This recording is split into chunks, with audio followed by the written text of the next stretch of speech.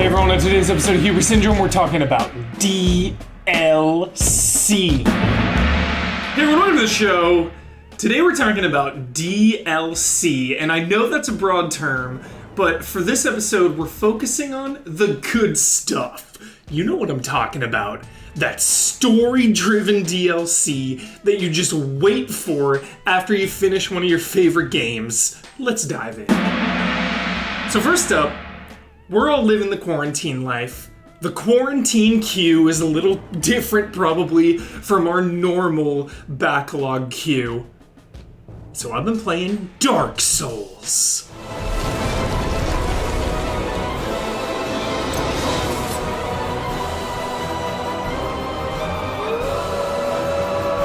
As you know, I beat Dark Souls 1 a little bit ago, but I did want to highlight Artorias of the Abyss. It's got one of my all-time favorite boss fights, and that's against Artorias, but it's also really cool going to Ulasil and seeing into the past. I know this series deals with time a lot, so it's a really cool location to go to, and easily one of my favorite DLCs.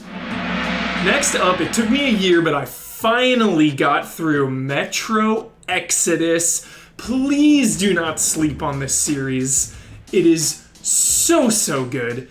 And this DLC really surprised me. I don't want to give away any spoilers, but I really appreciate when a story DLC puts you in the shoes of somebody else during the events of the main game. There was also Sam's story, which is treated as an epilogue to Metro Exodus, but I really wanted to highlight the two kernels for being more linear, horror-focused. Good stuff. Colonel Klebnikov, report your situation. Over. In the hands of our enemies, truth may be dangerous. We must carefully choose who we can entrust with it. And who we cannot. Next up, something else you should not sleep on. The Foundation. This really kick-started this entire episode because it got me thinking how much I love DLC and it giving me a reason to revisit some of my favorite games.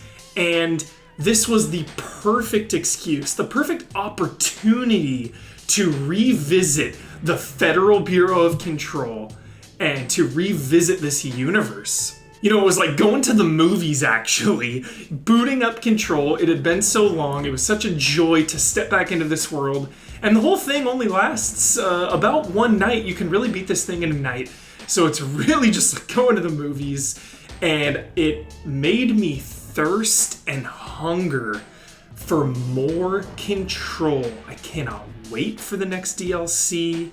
We're not going to get into spoilers, but let's just say I reinstalled an older Remedy game to scratch the itch.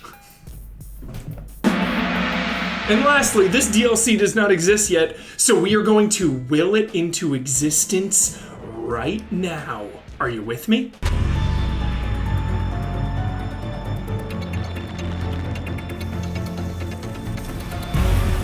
Resident Evil 3, the DLC possibilities are endless. Of course, we could get things like the clock tower and the graveyard of the park, but I'm thinking Ada, Umbrella, Wesker, Hunk.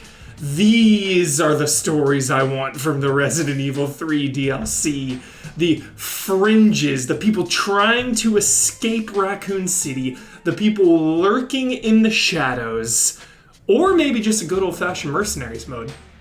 What do you want from Resident Evil 3 DLC? You let me know in the comments. Let's will it together.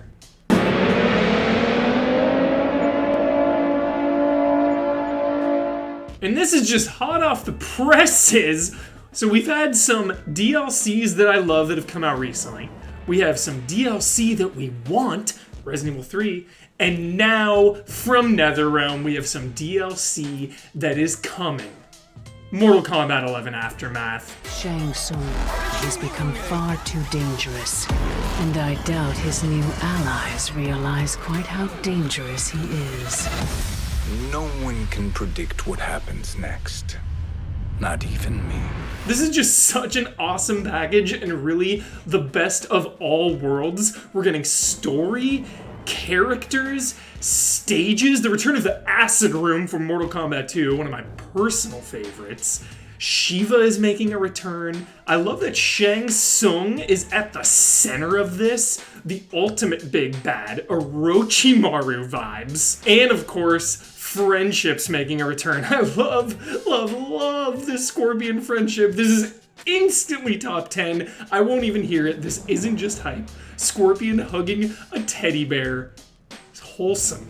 Would you like to add anything, Mr. Casanova? Yes, Hubert, just one more detail, one additional cherry that NetherRealm decided to drop on top to sweeten this already tasty DLC. Of course, I'm talking about the inclusion of the one and only RoboCop. The reason I'm so excited about this is because we'll finally be able to realize one of our great childhood dreams, hitting RoboCop versus the Terminator against each other, okay? These two don't get to hook up in battle too often, and here we are on the precipice of an opportunity to pit them against each other once more. So I'm very excited for this, and I just can't wait for the moment when RoboCop says something along the lines of, "You're coming with me, dead or alive."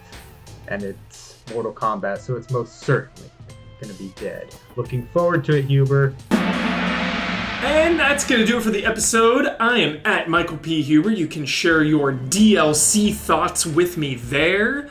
Any DLCs I missed, or some of your favorites that I didn't shout out, or what you would want from Resident Evil 3 if we do get that DLC, fingers crossed.